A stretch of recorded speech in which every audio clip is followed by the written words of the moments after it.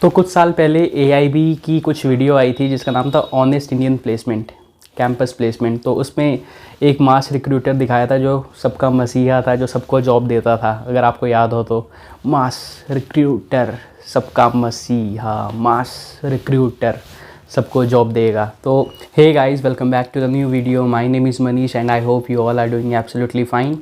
सो आज की वीडियो में हम डिस्कस करने वाले हैं कि टीसीएस क्यों इतने सारे फ्रेशर्स को हायर करता है। ये क्वेश्चन ज़रूर सबके दिमाग में आता होगा कि हर साल हम सुनते हैं कि टीसीएस इस साल 50,000, 60,000, 30,000 लोगों को एम्प्लॉय करने वाला है, पर्टिकुलरली फ्रेशर्स को। तो आज हम यही डिस्कस करने वाले हैं कि आखिर इतने सारे फ्रेशर्स को हायर करने का रीज़न क्या होता है। तो आई होप आप लोगों को वीडियो अच्छी पसंद आएगी। वीडियो शुरू करने से पहले अगर आपने मेरे चैनल को सब्सक्राइब नहीं किया है तो प्लीज़ ये सब्सक्राइब करें, वीडियो को लाइक करें और वीडियो को शेयर करें। तो चलिए शुरू करते हैं।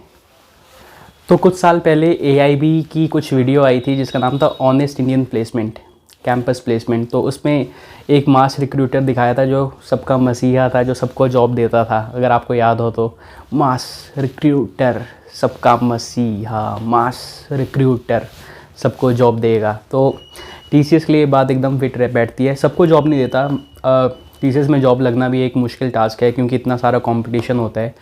जो मैंने आपको बोला 30-40 हज़ार लोगों को वो एम्प्लॉय करते हैं हर एक फाइनेंशियल ईयर में, फ्रेशर्स को। तो उसके लिए कम से कम 10-15 लाख लोग तो इंटरव्यूज़ देने के लिए आते होंगे।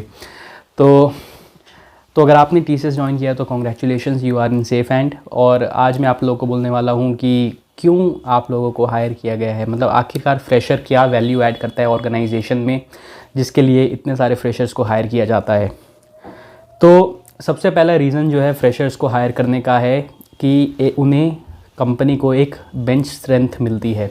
तो बेंच स्ट्रेंथ का मतलब क्या है मैं आपको बताता हूँ।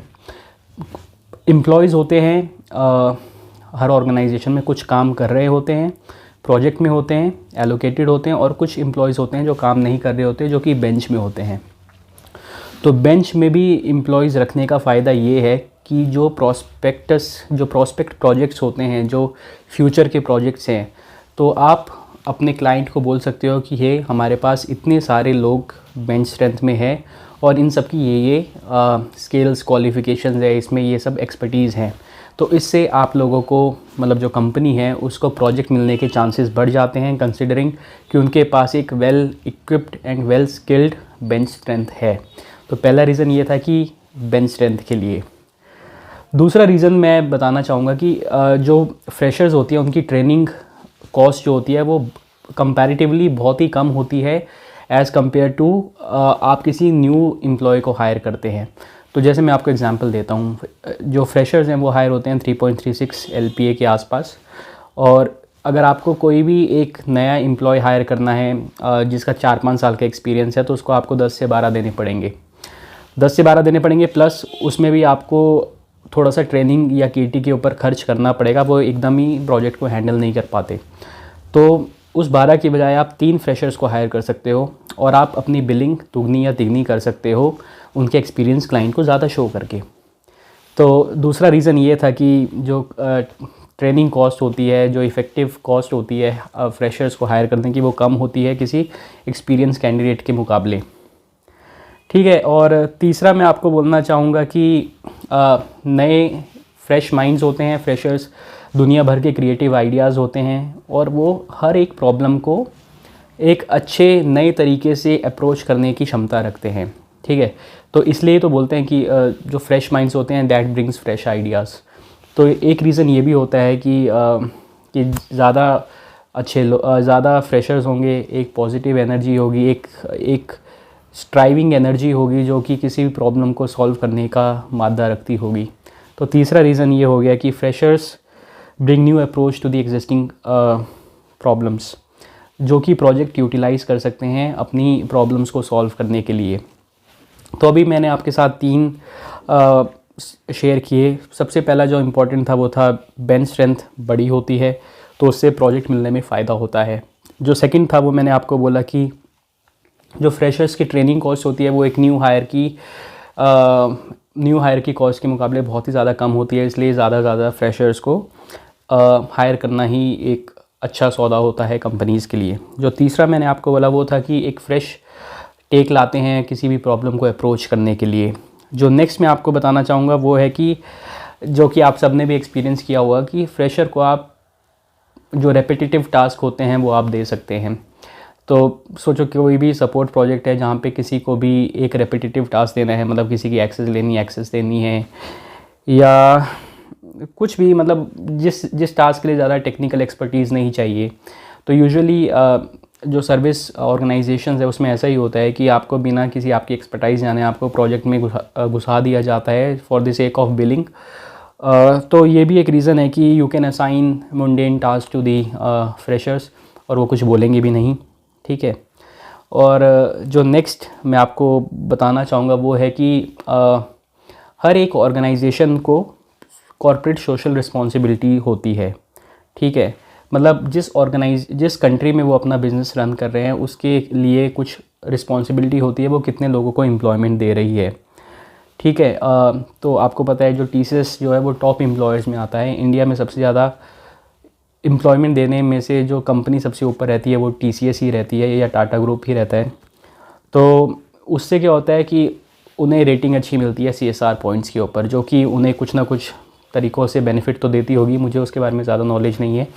पर CSR पॉइंट्स ज़्यादा मिलने के लिए भी ये होता है कि कॉर्पोरेट सोशल रिस्पॉन्सिबिलिटीज़ किसी कंट्री में जो बिज़नेस कर रहे हैं उसकी इकोनॉमी और या उसकी एम्प्लॉयमेंट कितनी जनरेट कर रहे हैं वो उसका भी एक रीज़न होता है कि इसलिए ज़्यादा फ्रेशर्स को भी हायर किया जाता है। और जो नेक्स्ट मैं आपको बताना चाहूँगा वो होता है कि हर एक ऑर्गेनाइजेशन जो है वो यंग ऑर्गेनाइजेशन कहलाना चाहती है। मतलब आपने देखा होगा कि जो भी ऑर्गेनाइजेशन है उसमें हर एक ऑर्गेनाइजेशन की एवरेज एज निकल के आती है। तो यूजुअली जो कंपनीज़ है वो प्रिफ़र करती हैं कि उनकी एवरेज एज जितनी कम हो उतना ही अच्छा होगा, ताकि वो बता सकें कि we are a young dynamic and vibrant organisation, हमारी एवरेज एज जो एम्प्लॉयज़ की है वो इतनी कम है। तो जब मैं TCS में काम करता था तो TCS की एवरेज एज भी 28 के आसपास थी, और इसका मेन रीज़न ये था कि वो बहुत सारे फ्रेशर्स को हायर करती है। तो एक ये भी रीज़न है उस चीज़ के लिए, ठीक है। और जो नेक्स्ट है वो है एक कंपनी का कल्चर होता है। तो वही वो यंग एंड वाइब्रेंट कल्चर लाते हैं फ्रेशर्स कंपनी में, किसी भी प्रॉब्लम को सॉल्व करने के लिए नए नए वाइब्रेंट आइडियाज़ लाते हैं। तो ये था जो भी मैं सोच पाया कि इतने सारे फ्रेशर्स को हायर क्यों किया जाता है। तो रिकैप में आपको देता हूँ कि क्या क्या मैंने आपको बोला। सबसे पहला रीज़न था वो था एक बेंच स्ट्रेंथ, ज़्यादा बेंच स्ट्रेंथ, मतलब अच्छी स्किल्ड बेंच स्ट्रेंथ और प्रोजेक्ट मिलने के चांसेस उतनी ही बढ़िया। जो ट्रेनिंग कॉस्ट है वो बहुत ही ज़्यादा कम होती है compare to experience people. CSR points अच्छे मिलते हैं, कॉर्पोरेट सोशल रिस्पॉन्सिबिलिटी, एक प्रॉब्लम को अच्छे तरीके से अप्रोच करने के न्यू आइडियाज़ आते हैं फ्रेशर्स के पास, और फ्रेशर्स को कुछ भी असाइन किया जा सकता है, वो ज़्यादा चूँ नहीं करेंगे। मतलब जो उनको दिया वो डरे तो वैसे ही रहते हैं कि हमें कुछ हो गया, कुछ निकाल दिया, तो उन्हें रेपिटेटिव टास्क देते जाओ। उसके अगला हो गया वही जो मैंने आपको बोला कि एवरेज एज ऑर्गेनाइजेशन की जितनी कम होगी उतना ही उनके लिए अच्छा रहेगा बताने के लिए। तो ये थे जो मेरे दिमाग में पॉइंट्स आए। आपके दिमाग में अगर कुछ पॉइंट्स हैं तो आप नीचे कमेंट करके ज़रूर बताइएगा कि आपको क्या लगता है कि क्यों इतने सारे फ्रेशर्स को नौकरी दी जाती है TCS और दूसरी सर्विस बेस्ड ऑर्गेनाइजेशन के तरफ से। तो इस वीडियो को यहीं ख़त्म करते हैं। आई होप आप लोगों को ये वीडियो पसंद आई हो। वीडियो पसंद आई है तो उस सब्सक्राइब बटन को दबा दो, लाइक कर दो और शेयर कर दो। मैं मिलता हूँ आपको नेक्स्ट वीडियो में। Bye bye, take care and have a nice day.